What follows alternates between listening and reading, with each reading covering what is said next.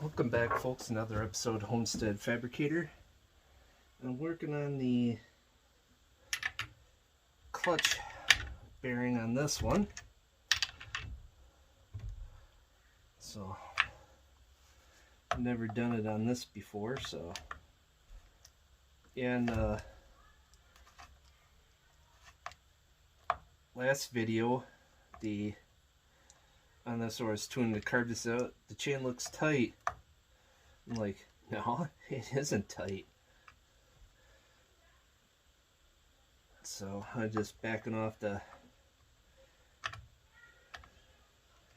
tensioning here. Got the sun in my one eye so I could barely see with the other, you know, with all the glare. Okay, it should be enough to get the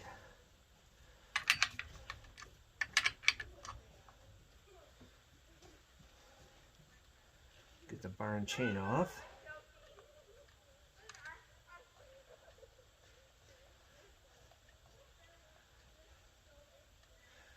And I'm leaving this one tuned a little on the fat side or rich side, depending on what you want to call it. Okay, it looks like the same Jesus clip that's on the 660. My gosh, this is full of oil. Yeah, I turned that oiler down. It was like 3.5 turns out, and I turned it all the way in to check it to see where it was, and I'm like, good gosh, you know, that's enough lube for a 32-inch bar on here, I think, the way it was all oiled up. So there's that. Yeah, take the bar and chain off. That would be most helpful.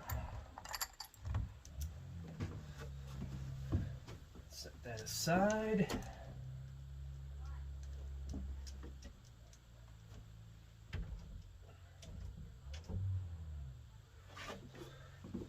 Fingers all full of oil again.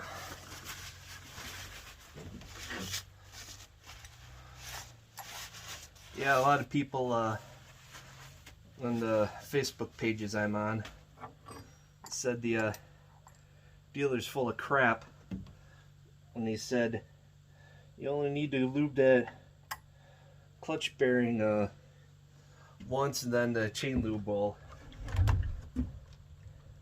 suffice. Now I have to get this clip off of here. It's one of these C clips, so I have to get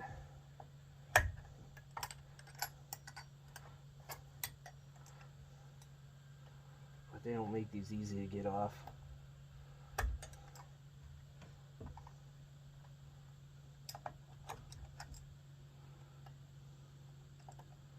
If I had the proper pliers to do this.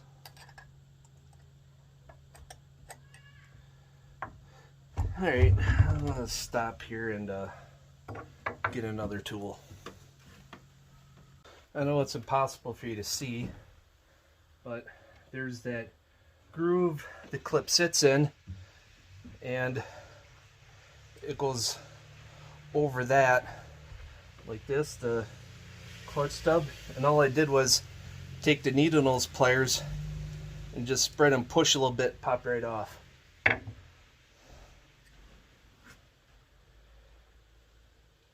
There for safekeeping.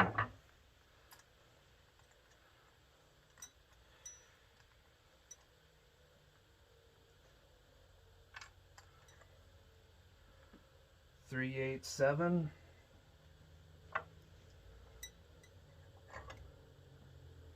Same type of clutch setup that was on the G372xp. Exact same setup.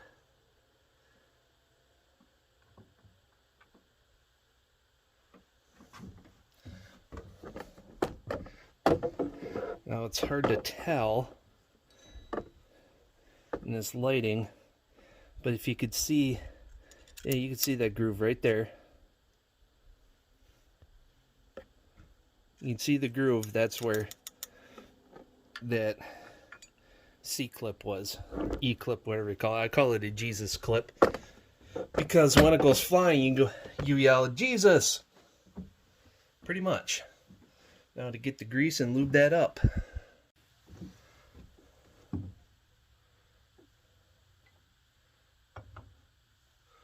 Put that there for safekeeping.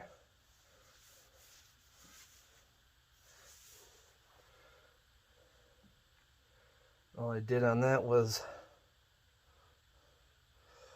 take some wheel bearing grease on my finger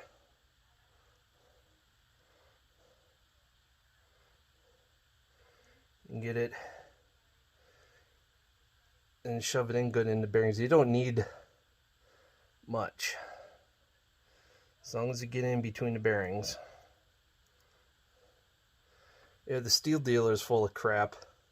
A lot of people are saying that. Say, oh, the bar and chain oil will keep it lubed. A lot of the chainsaw group said, yeah, they just want to sell a lot of bearings.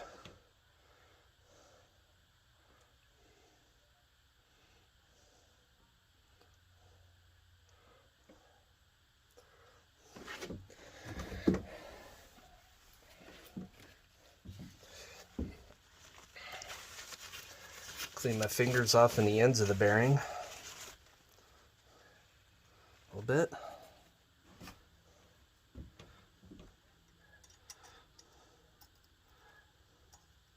Slide that on.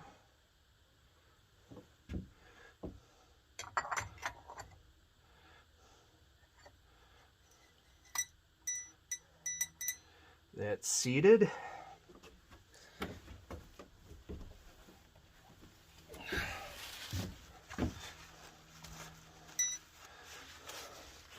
As if that act like that's not going to get full of grease again later anyway.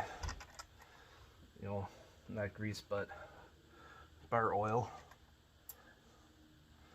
For doing this job, this little thing of grease is going to last me like forever.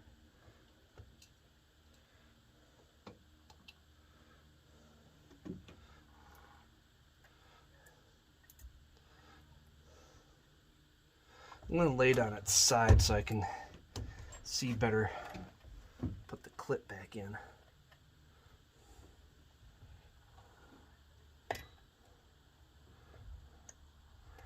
I know you folks can't see, but it's the nature of what I'm doing here.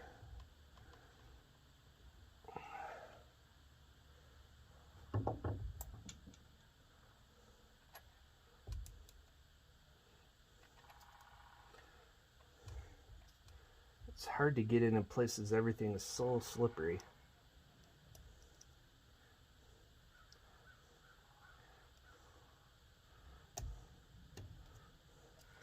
So almost be able to push it on with your finger.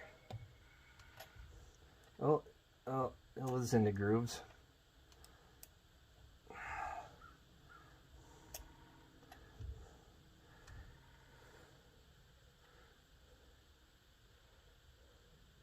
It'd be nice if they used snap rings instead. That'd be a little easier.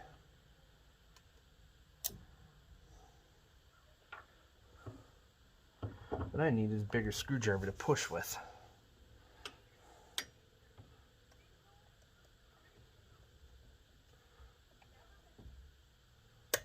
There we go. Pushed it in, just like that. It's locking the groove. And all that's left is to put the bar back on. So till the next time, folks, take care. Get out there and maintain your saws.